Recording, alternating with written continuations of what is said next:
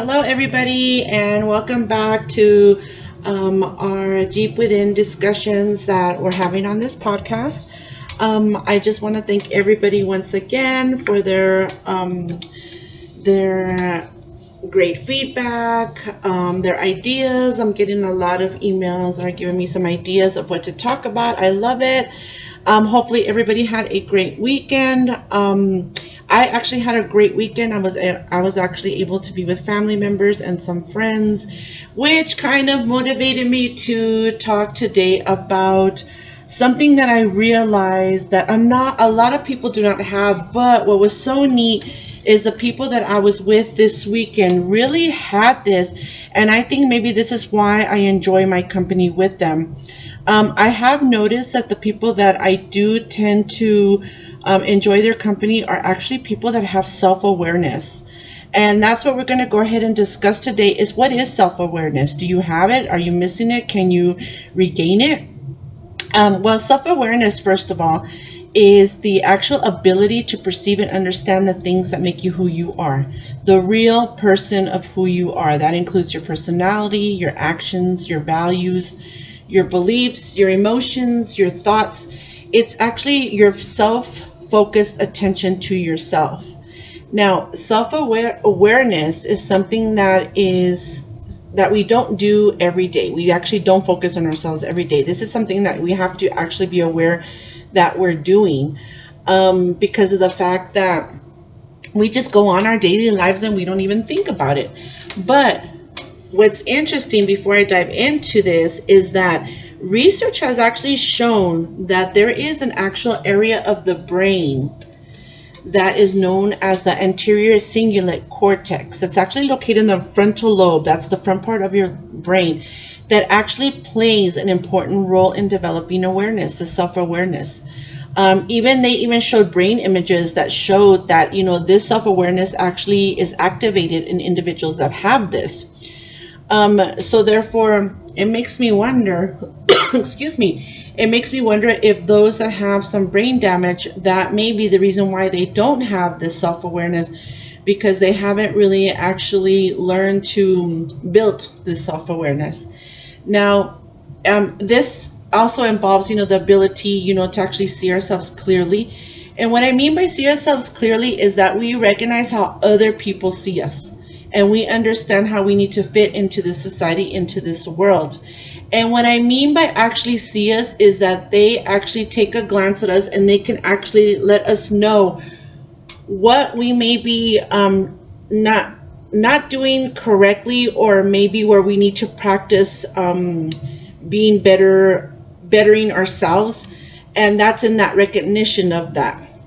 Now, this self-awareness is so critical. I mean, it is so critical to understand ourselves, because it actually helps us to understand the relationships in this world, to understand, what life is actually about. And becoming, as we get older and older, we should start to gain insights into our own thoughts and our own feelings and our own sensations and our own behavior patterns. But it's incredible to me that I'm actually noticing many people that are older, in their 40s and 50s, really lack a lot of self-awareness. And we'll go into that in examples of what I'm talking about. But this self-awareness that I'm noticing in different people is that it starts to emerge in different types of situations and settings that I've actually seen. There's different self-awarenesses in two types. It's either public or private. Public is what I'm stating, where others actually are aware of who you are. So this public awareness is actually like when you're in a situation, and the self-awareness allows you to try to act normal, because you're being watched and you're being evaluated. So you try to behave in a very socially acceptable, desirable way, because people are actually looking at you. And having this public awareness may cause you to feel, of course, distressed, anxious, worried, this social anxiety. And this is this public awareness that actually people who are looking at you. We also experience this when we're in the workplace. We might be giving an important presentation. Maybe we're telling a story to our families or to a significant other, with a group of friends, and since you become that focus of attention, you're aware of how others are going to perceive you, or if you have that self-awareness, how others are going to perceive you. Now, there's also private self-awareness, and this type of self-awareness happens when we actually take a look at ourselves in a very, very private way. Even just looking ourselves in our face in the mirror to check to see exactly who we are. Of course, there's certain strategies that we can help build a better person of ourselves in our private awareness, but we need to make sure that we're practicing this mindfulness. And number one thing is we need to want to make the change. If we don't want to make the change, you're not going to grow in self-awareness. It's first realizing what you need to work on first, and accepting, accountability for any kind of realization that you have upon yourself and how others perceive you. Now, in this self-awareness, why is it important? Well, it is so important because the fact that it's how you act and how you perceive yourself allows others to reflect on you yourself as well. By you understanding your abilities, your tendencies, your self-worth, your imperfections, things that you need to work on, all of that allows you to interact with others in the world around you. When you don't have self-awareness, I've noticed that these people really just stick to themselves. They really don't interact with others at all. If they do have jobs, they tend to stick to themselves. Because they don't know how to work with the world around them. Sometimes they don't even see what they're doing themselves. They can't manage their own behaviors. They can't adapt to situations. And when you don't have self-awareness, that's what happens. Your behavior is overly stimulated and done, and you can't handle certain situations. So therefore, I see a lot of people that lack self-awareness. They usually just stick to themselves. They very rarely go out. They stay home. They don't want to be surrounded by anybody. But it's sad because, they need the self-awareness, because in relationships and work, that's what's going to help you to have personal development. You need to be able to be aware of your strengths and your weaknesses. We all have weaknesses. Those weaknesses is what's going to help us use and with that personal growth to make it into a strength. It's good to be able to explore these weaknesses, because this is going to help you to improve your areas that you might be struggling with. Now, what's so interesting is self-awareness and emotional intelligence, which I haven't done a podcast on that, but I think it's very important to talk about.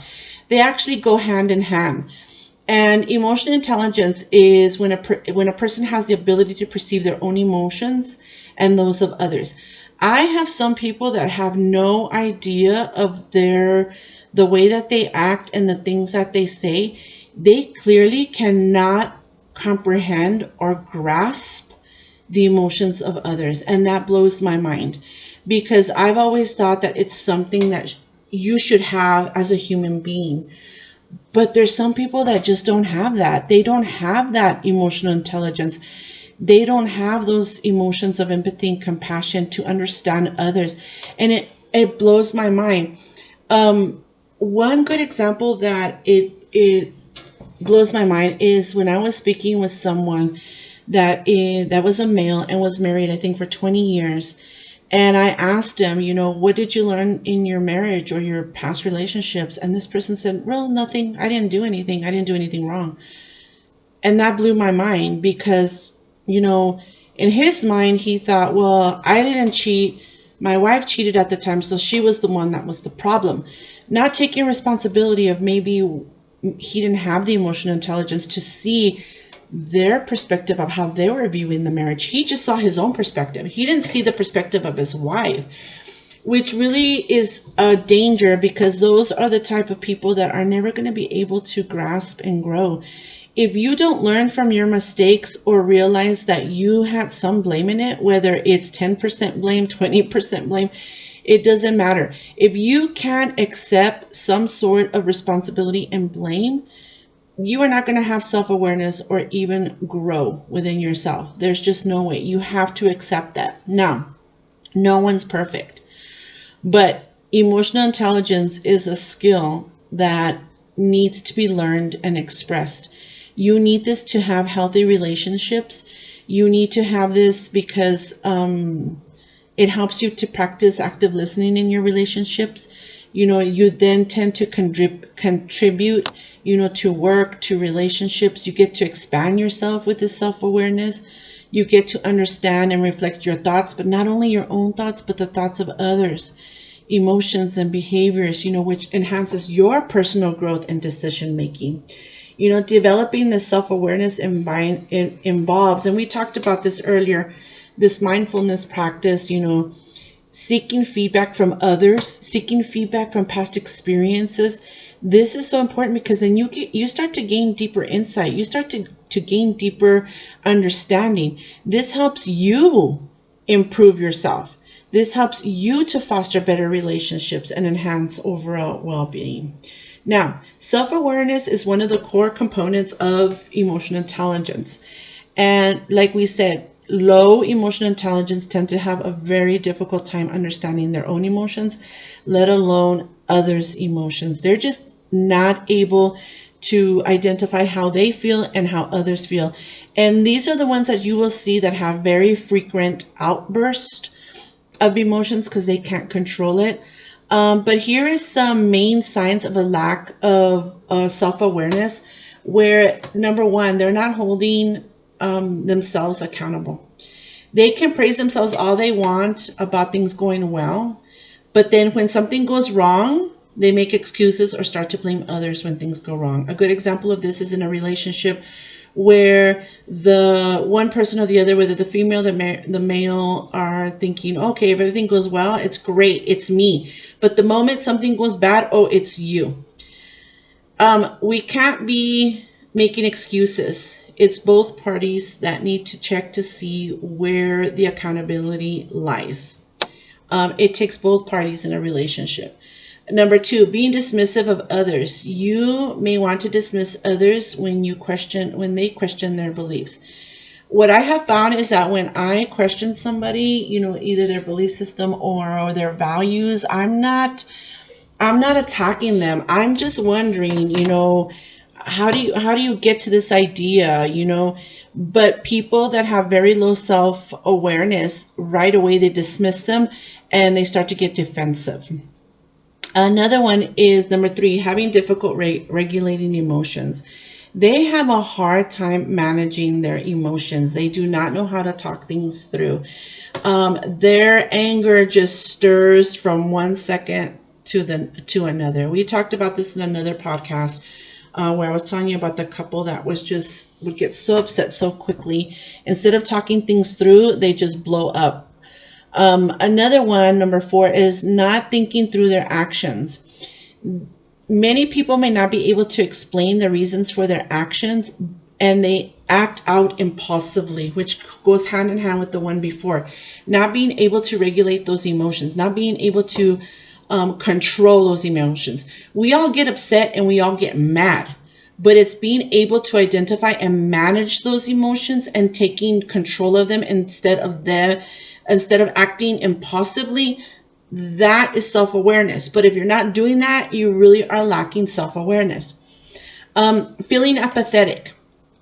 Some of these people that don't have self-awareness find it very difficult to empathize with others. They don't tend to really listen to others people's experiences because it's really about them. They have no idea of what that's like. So therefore, they're really good at judging others. They like to make judgments on others without knowing the facts. This happened to me in a previous relationship without knowing any facts right away. They were judging me that I was doing this, I was doing that, I was doing this, I was doing that. When in essence, it had nothing to do with what their own perception was and their own opinion was. They just jumped to that judgment because they had no self-awareness. They could not use empathy or being apathetic, towards the situation. So therefore, they impulsively acted on their own actions. Therefore, leading me to see they really do lack a lot of self-awareness. Now, if you are practicing self-awareness, I love that this weekend the people I was with had such high self-awareness. It was some great energy from family members to a friend I was with. It amazed me how far they've become because they knew what their issues were. They knew how their responses were, and they were okay with that. For instance, I had one of my male friends say, you know what, I was really not there for my kids, for my daughters, and my wife, well, my girlfriend at the time, took the whole hit, and she was the one that raised them, and I really didn't have anything to do with them, and I feel bad for that. That takes a man. That really takes a man to state that. That is self-awareness, understanding where you might have lacked in something. That is definitely self-awareness. So kudos to you that, the person I was with this weekend and was just talking to me all about, some very personal things. I really appreciated that because you really do have some really great self-awareness. And I think that this self-awareness actually makes these people and these individuals, more proactive because they're accepting, and they're encouraging their own self-development. They're able to see these things in a different perspective. So, they're practicing this self-control and they're being productive and they pride themselves in this. You should pride yourself when you're able to say something like, this gentleman did. You should pride yourself in that. That just shows that you are having more self-esteem. It leads to better decision making because now you're more noticeable of it. It can make you better at your job. Like the people I was with this weekend, they were great communicators. The person that I was, speaking to this weekend was a great communicator, had such, was working on his self-confidence, but you could tell that that self-esteem was there because of that self-awareness.